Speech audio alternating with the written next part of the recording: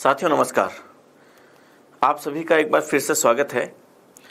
आज की क्लास में हम राष्ट्रपति के पावर्स पढ़ते हैं, राष्ट्रपति की कार्य और उसकी शक्तियां पढ़ते हैं। देखिए, राष्ट्रपति के कार्य और शक्तियों को हम दो भागों में बांट सकते हैं। एक उसकी सामान्यकालीन शक्तियां, दूसरी उसकी आपातकालीन शक्तियां।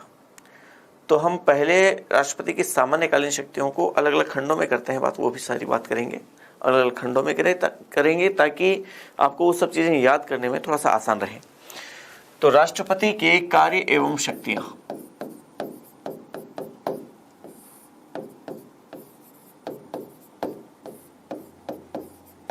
कार्य एवं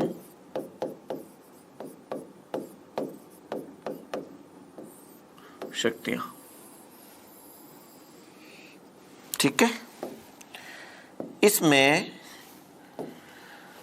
हम सबसे पहले देखते हैं राष्ट्रपति के पावर्स क्या क्या हैं, कौन सी शक्तियां किस तरीके से। हम सबसे पहले देखते हैं उसकी कार्यपालिका संबंधी शक्ति। राष्ट्रपति के पास कार्यपालिका से रिलेटेड क्या क्या पावर्स होते हैं, क्या क्या शक्तियां होती हैं।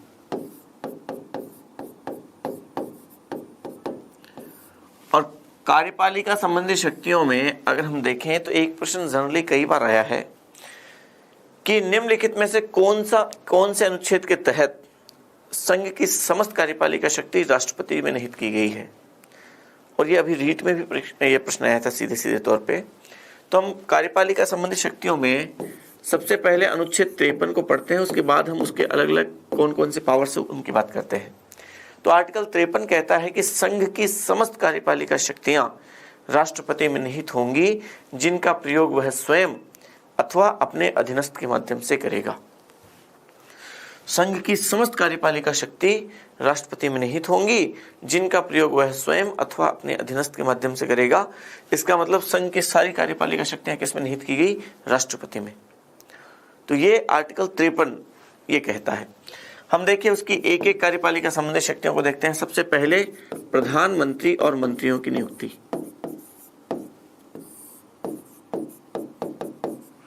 प्रधानमंत्री और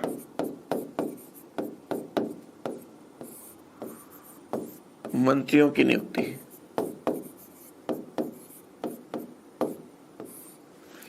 और ये आर्टिकल है अनुच्छेद 75(1). 75 का पहला क्लोज ये प्रधानमंत्री और मंत्रियों की नियुक्ति के संबंध में बात करता है और कहता है कि प्रधानमंत्री की नियुक्ति राष्ट्रपति करेगा और अन्य मंत्रियों की नियुक्ति राष्ट्रपति प्रधानमंत्री की सलाह से करेगा। प्रधानमंत्री की नियुक्ति राष्ट्रपति करेगा। प्रधानमंत्री किस व्यक्ति को प्रधानमंत्री के रूप में नियुक्त करता है वो हम प्रधानमंत्री पढ़ेंगे, वहां करेंगे। अन्य मंत्रियों की नियुक्ति राष्ट्रपति प्रधानमंत्री की सलाह से करेगा। मतलब अन्य व्यक्तियों में मंत्री के रूप में केवल उसी व्यक्ति को मंत्री के रूप में नियुक्त कर सकता है जो जिसके बारे में प्रधानमंत्री उसे सलाह देगा। ठीक है, देखिए उसकी और अगर हम देखें तो महत्वपूर्ण पदाधिकारियों की नियुक्ति।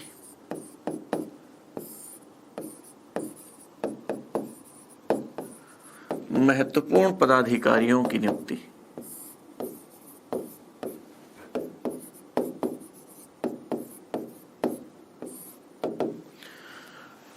कई पदाधिकारी हैं सेंट्रल गवर्नमेंट के जिनकी नियुक्ति, या स्टेट के भी कई हैं जिनकी नियुक्ति राष्ट्रपति करता है। जैसे अगर हम बात करें नियुक्तियों में तो सबसे पहले तो महान्यायवादी देख लीजिए, अटॉर्नी जनरल जिसको आप कहते हैं। महान्यायवादी की नियुक्ति करता है वो आर्टिकल 76 इस बारे में कहता है।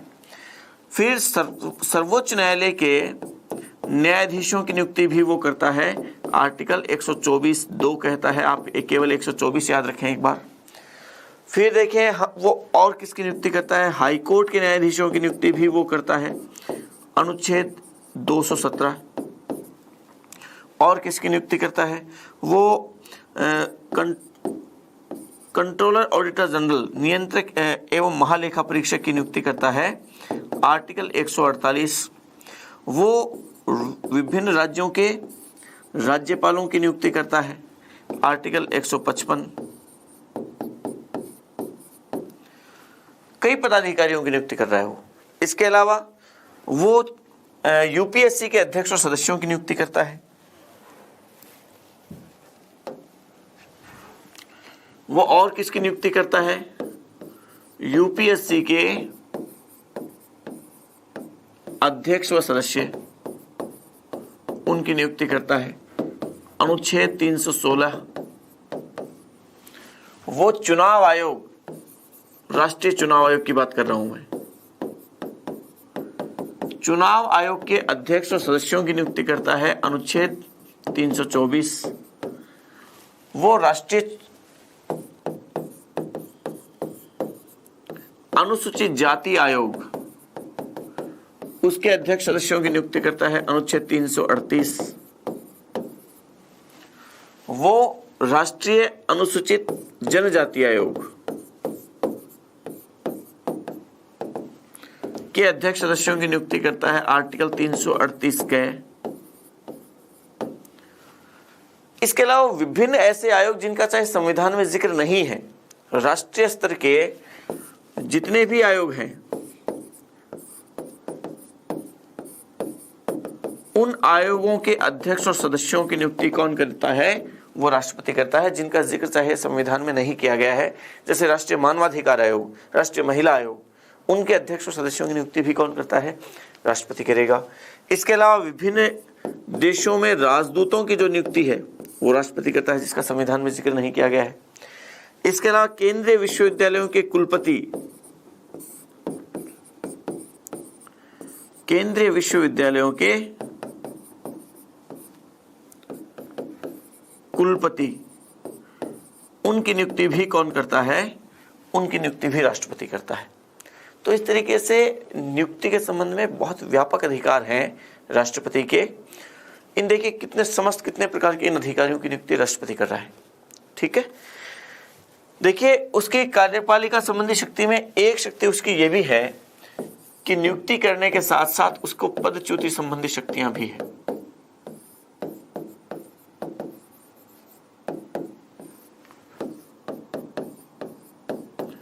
पदच्युति संबंधी अधिकार भी है, पद से हटा भी सकता है वो। और उसकी पदच्युति संबंधी शक्तियों को आप 3 भागों में बांट के पढ़ें। देखिए, कुछ पद ऐसे हैं जो राष्ट्रपति के प्रसाद पर्यंत होते हैं। प्रसाद पर्यंत, राष्ट्रपति के प्रसाद पर्यंत का मतलब जब चाहे राष्ट्रपति उसे पद से हटा सकता है। कोई कारण बताने की, कोई प्रक्रिया चलाने की कहीं कुछ आवश्यकता नहीं है। ठीक है। दूसरा है वो हटाएगा राष्ट्रपति, लेकिन संसद के समावेदन पर। संसद में एक प्रोसेस चलेगी, संसद उस प्रस्ताव को पारित कर देगी, तो उस बेस पे राष्ट्रपति हटा देगा। और तीसरा है सुप्रीम कोर्ट के समावेदन पर। अब वो जो प्रोसेस चलेगी वो कहां चलेगी? सुप्रीम कोर्ट में चलेगी। तो कुछ पद ऐसे हैं जो सुप्रीम कोर्ट के समावेदन पर पद से हटाए जाते हैं। प्रसाद पर्यंत की जहां तक बात है, 3 पद याद रखें। महान्यायवादी, इन्हें पद से हटाने के लिए कोई प्रोसेस की जरूरत नहीं है, कभी भी हटा सकते हैं। फिर राज्यपाल, और फिर केंद्र सरकार के मंत्री। केंद्र सरकार के जो मंत्री हैं उन्हें कभी भी हटाया जा सकता है राष्ट्रपति द्वारा। संसद के समावेदन की बात करें तो सबसे पहले तो देखें, सर्वोच्च न्यायालय के न्यायाधीश, उन्हें पद से हटाने के लिए संसद में प्रोसेस चलेगी, उसकी सिफारिश पर राष्ट्रपति पद से हटा देगा। देखिए, उच्च न्यायालय के न्यायाधीश भी नियुक्ति भी राष्ट्रपति करेगा। बहुत विशेष बात ध्यान रखें, एग्जाम में ऐसी ही गलतियां करते हैं हम। आपको लगता है सुप्रीम कोर्ट केंद्र सरकार का हिस्सा, तो उसकी नियुक्ति राष्ट्रपति करेगा न्यायाधीशों की।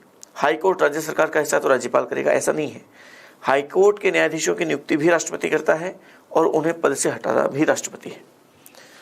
फिर देखिए, और आप देखें तो सीएजी, कंट्रोलर ऑडिटर जनरल, नियंत्रक एवं महालेखा परीक्षक, उसको भी उसी प्रकार से पद से हटाया जा सकता है जिस तरीके से सुप्रीम कोर्ट के न्यायाधीश को हटाया जाता है। फिर देखिए, मुख्य निर्वाचन आयुक्त। आपने अभी नियुक्ति में पढ़ा, निर्वाचन आयोग के, चुनाव आयोग के अध्यक्ष और सदस्य। एक अध्यक्ष होता है जिसे मुख्य निर्वाचन आयुक्त कहते हैं, 2 अन्य सदस्य होते हैं जिन्हें निर्वाचन आयुक्त कहते हैं। नियुक्ति राष्ट्रपति करता है, हटाता भी तीनों को राष्ट्रपति है, लेकिन मुख्य निर्वाचन आयुक्त को संसद के समावेदन पर राष्ट्रपति हटाता है और अन्य निर्वाचन आयुक्त को मुख्य निर्वाचन आयुक्त की सिफारिश पर राष्ट्रपति हटाता है। ठीक है, ये थोड़ा सा फर्क है।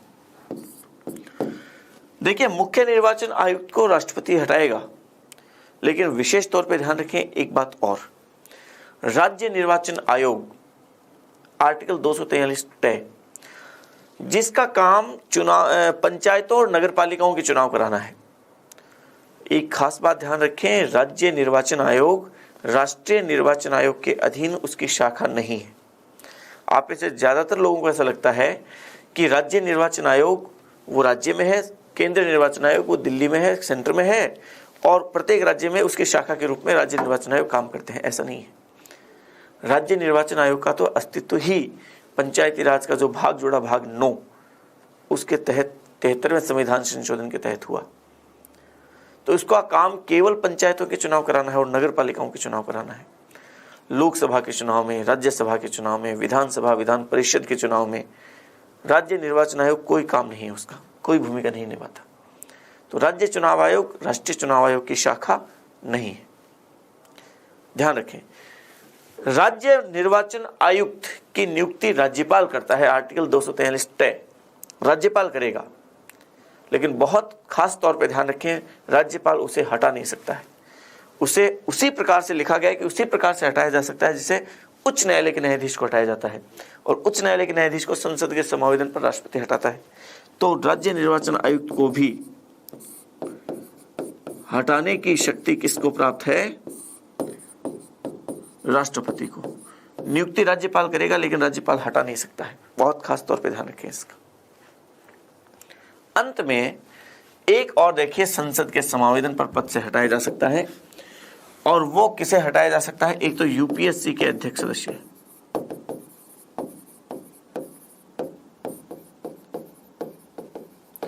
संघ लोक सेवा आयोग के अध्यक्ष सदस्य, उन्हें पद से हटाने के लिए संसद में प्रोसेस नहीं चलेगी, सुप्रीम कोर्ट में प्रोसेस चलेगी। सुप्रीम कोर्ट यदि उसे दोषी पाता है तो उस बेस पर राष्ट्रपति हटा देगा। फिर देखिए आप, राज्य लोक सेवा आयोग, राज्य लोक सेवा आयोग, उसके अध्यक्ष सदस्यों को भी पद से कौन हटाएगा? राष्ट्रपति हटाएगा। राज्य लोक सेवा आयोग आरपीएससी के अध्यक्ष सदस्यों की नियुक्ति राज्यपाल करता है, लेकिन वो उसे हटा नहीं सकता है। उसे उसी प्रोसेस से हटाया जाएगा जैसे यूपीएससी के अध्यक्ष सदस्यों को, मतलब सुप्रीम कोर्ट के समावेदन पर राष्ट्रपति हटाएगा।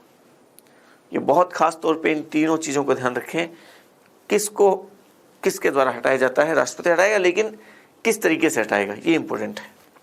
ठीक है, देखिए आगे, उसकी कार्यपालिका संबंधी शक्तियों में आप एक और अगर बिंदु देखें, चौथी एक और शक्ति देखें, तो संघ की समस्त कार्यपालिका शक्तियां हैं वो जो राष्ट्रपति में निहित हैं, उनका प्रयोग राष्ट्रपति के नाम से किया जाएगा। आर्टिकल 77 कहता है कि संघ की कार्यपालिका शक्तियों का प्रयोग, संघ की कार्यपालिका शक्तियों का प्रयोग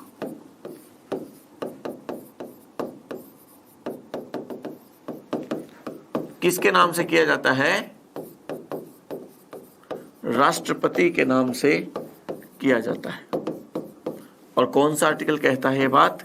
आर्टिकल 77। आर्टिकल 77 कहता है कि राष्ट्रपति के नाम से उन कार्यपालिका शक्तियों का यूज किया जाएगा, उपयोग किया जाएगा, उन शक्तियों को काम में लिया जाएगा। ठीक है, चलिए देखिए आगे देखते हैं हम उसकी एक प्रकार की और शक्ति। हमने कार्यपालिका शक्तियां पढ़ी, हम उसकी दूसरे प्रकार की शक्ति की बात करते हैं, और वो है न्यायिक शक्तियां।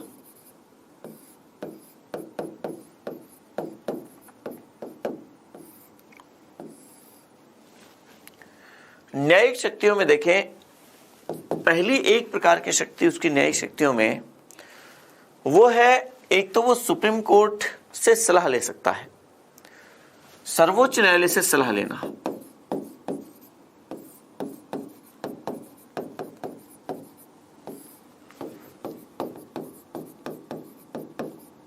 और ये कौन सा आर्टिकल है? ये आर्टिकल है अनुच्छेद 143। आर्टिकल 143 के तहत राष्ट्रपति सर्वोच्च न्यायालय से किसी मामले में सलाह ले सकता है। अब सुप्रीम कोर्ट ने से अगर राष्ट्रपति ने सलाह मांगी तो राष्ट्रपति उसे सलाह वो सुप्रीम कोर्ट उसे सलाह देगा, लेकिन सुप्रीम कोर्ट उसे सलाह देने के लिए बाध्य नहीं है।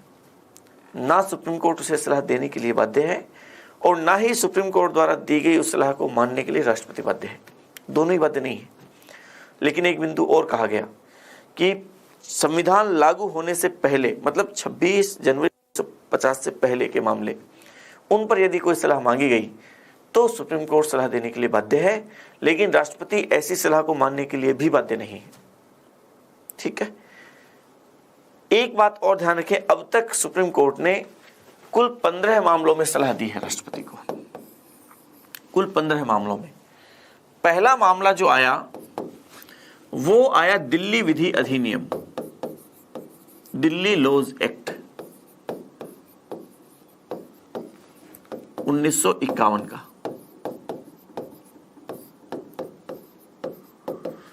केरल एजुकेशन एक्ट 1957 का ये दूसरा मामला था। बेरूबारी केस 1960 का तीसरा मामला था। इस तरीके से टोटल 15 मामले आए हैं। जो 15वां मामला है वो है 2G स्पेक्ट्रम 2012। ये 15 मामले अब तक सुप्रीम कोर्ट से सलाह मांगी है राष्ट्रपति ने, सुप्रीम कोर्ट ने सलाह दी है 15 मामलों में। फिर देखें एक पावर उसकी और वो है क्षमादान। और क्षमादान कौन से आर्टिकल में है? आर्टिकल 72। और आर्टिकल 72 कहता है कि सुप्रीम कोर्ट द्वारा या किसी भी न्यायालय द्वारा, हाई कोर्ट द्वारा या सुप्रीम कोर्ट द्वारा यदि किसी व्यक्ति को सजा दी गई तो राष्ट्रपति के पास यदि दया याचिका लगाई जाए और राष्ट्रपति को ऐसा लगे तो उसे क्षमादान कर सकता है। राष्ट्रपति द्वारा क्षमादान किया जा सकता है। राष्ट्रपति जो एक क्षमादान करता है, आप ये समझिए कि ये क्षमादान उसकी पावर किस तरीके से कैसे क्या है। और राज्यपाल को भी क्षमादान है आर्टिकल 161 में। तो आर्टिकल 72 में और आर्टिकल 161 में अंतर क्या है? राष्ट्रपति और राज्यपाल के क्षमादान की शक्ति में फर्क क्या है? आपने आमतौर पे 2 फर्क पढ़े हैं। एक तो ये कि मृत्युदंड से संबंधी मामलों में राष्ट्रपति क्षमादान कर सकता है, राज्यपाल नहीं कर सकता। और सैन्य न्यायालय से संबंधित मामलों में राष्ट्रपति क्षमादान कर सकता है, राज्यपाल नहीं कर सकता।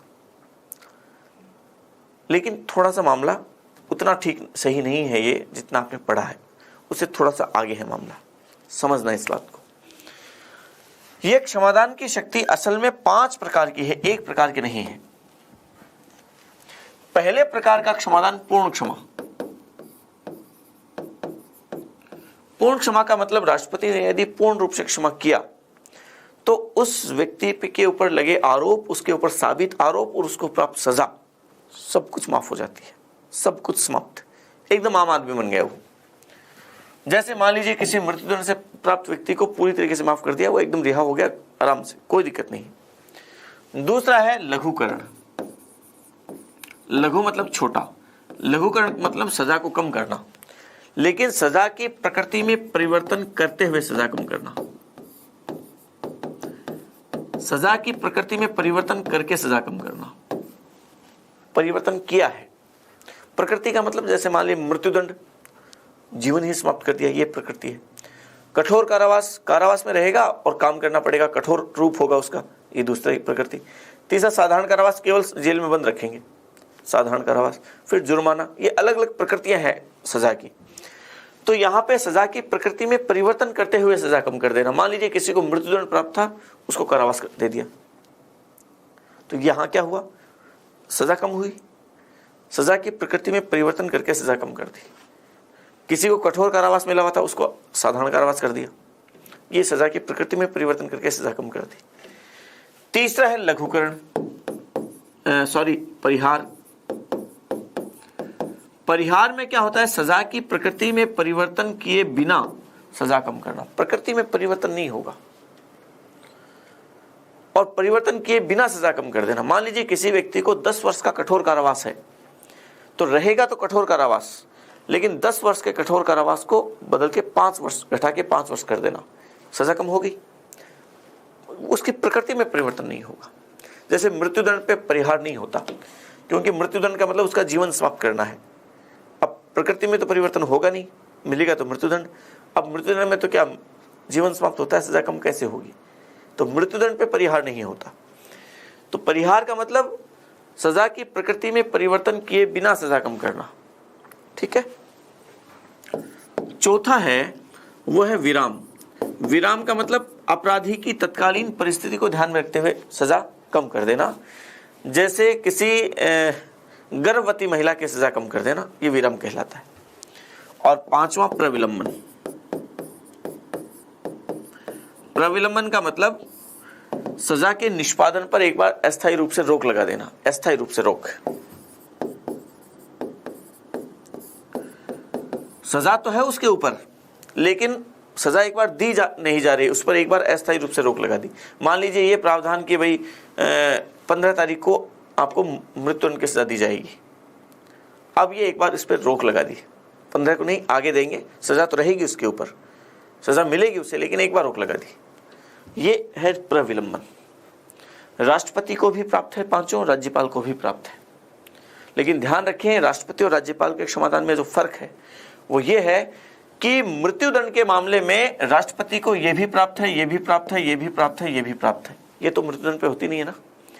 लेकिन राज्यपाल को मृत्युदंड के मामले में पूर्ण क्षमादान की शक्ति प्राप्त नहीं है। हालांकि मृत्युदंड पे राज्यपाल लघुकरण कर सकता है, मृत्युदंड पे राज्यपाल को क्षमादान की शक्ति प्राप्त है, बस पूर्ण क्षमादान की नहीं है। वो विराम कर सकता है, प्रविलंबन कर सकता है मृत्युदंड पे भी। इसका मतलब मृत्युदंड पे राष्ट्रपति को भी क्षमादान की शक्ति प्राप्त है, राज्यपाल को भी प्राप्त है। जो आपने पढ़ा ना अब तक ये कि मृत्युदंड पे राष्ट्रपति को क्षमादान की शक्ति प्राप्त है, राज्यपाल को नहीं है, ये केवल आधा सच है। मृत्युदंड पे राष्ट्रपति और राज्यपाल दोनों को शक्ति प्राप्त है क्षमादान की। अंतर केवल इतना है कि राष्ट्रपति को तो पूर्ण क्षमादान की भी शक्ति प्राप्त है, राज्यपाल को मृत्युदंड पे पूर्ण क्षमादान नहीं कर सकता। इतना ध्यान रखना है बस। ये आपके क्षमादान की शक्ति है राष्ट्रपति की। राष्ट्रपति की न्यायिक शक्तियों के बाद देखें हम उसकी और शक्तियों की बात करें, विधायी शक्तियों को हम अगली क्लास में देखेंगे। हम उसकी एक तीसरे प्रकार की शक्ति की और बात करें तो देखें वित्तीय शक्तियां। जो छोटी छोटी शक्तियां मैं एक बार पहले बता देता हूं एक साथ। विधायी शक्तियां चूंकि थोड़ी सी व्यापक हैं तो उनको हम अगली क्लास में एक साथ देख लेंगे। वित्तीय शक्तियों में देखें पहली शक्ति ये कि कोई भी धन विधेयक और वित्त विधेयक राष्ट्रपति की अनुमति के बिना, राष्ट्रपति की पूर्व स्वीकृति के बिना संसद में लाया ही नहीं जा सकता। संसद में लाने के लिए ही पहले राष्ट्रपति की पूर्व अनुमति चाहिए। धन विधेयक और वित्त विधेयक, ये वित्तीय शक्ति होगी। दूसरा, राष्ट्रपति प्रति वर्ष संसद में बजट पेश करवाता है। बजट पेश करता तो वित्त मंत्री है, बजट पेश करवाता है आर्टिकल 112, ये राष्ट्रपति करवाता है। तीसरी बात ये कि राष्ट्रपति वो भारत की आकस्मिक निधि, देखिए संचित निधि तो संसद के अधीन होती है, देश की आकस्मिक निधि वो राष्ट्रपति के अधीन होती है। आर्टिकल 267 कहता है ये बात, ये राष्ट्रपति के अधीन होती है। और फिर चौथी बात कि राष्ट्रपति प्रति 5 वर्ष से क्या करता है, एक वित्त आयोग का गठन करता है और ये वित्त आयोग केंद्र और राज्यों के बीच में वित्तीय वितरण संबंधी प्रावधानों की सिफारिश करता है, प्रावधान करता है। तो ये वित्तीय शक्तियां हैं। ये धन विधेयक, वित्त विधेयक, राष्ट्रपति की पूर्व अनुमति जरूरी, बजट राष्ट्रपति पेश करवाता है, आकस्मिक निधि राष्ट्रपति के अधीन होती है और वित्त आयोग का गठन प्रति 5 वर्ष से राष्ट्रपति करता है। ठीक है। इसके अलावा सैनिक शक्ति है, देश की तीनों सेनाओं का सर्वोच्च सेनापति होता है। अंतर्राष्ट्रीय शक्तियां हैं, राजनयिक शक्तियां जिन्हें आप कहते हैं कि विदेशों में भारत का प्रतिनिधित्व भारत राष्ट्रपति करता है। विदेशों के साथ की जाने वाली संधियां राष्ट्रपति के नाम से की जाती है। विदेशों में राजदूतों की नियुक्ति करता है। विदेशी राजदूत जो भारत में काम कर आते हैं उन्हें यहाँ काम करने की अनुमति के लिए प्रत्यय पत्र वो राष्ट्रपति सौंपता है। तो ये सारी राजनयिक शक्तियां हैं, ये छोटी छोटी सारी शक्तियां हैं। आज हमने ये सारी राष्ट्रपति की पावर्स की बात की, लेकिन राष्ट्रपति की एक शक्तियां बहुत विशेष रूप से जो बची वो विधायी शक्तियां और बची हैं। अगली क्लास में हम उन विधायी शक्तियों पर चर्चा करेंगे और उसके बाद हम राष्ट्रपति की आपातकालीन शक्तियों पर बात करेंगे। ठीक है, तो आज की क्लास में इतना ही, कल फिर मिलते हैं। धन्यवाद।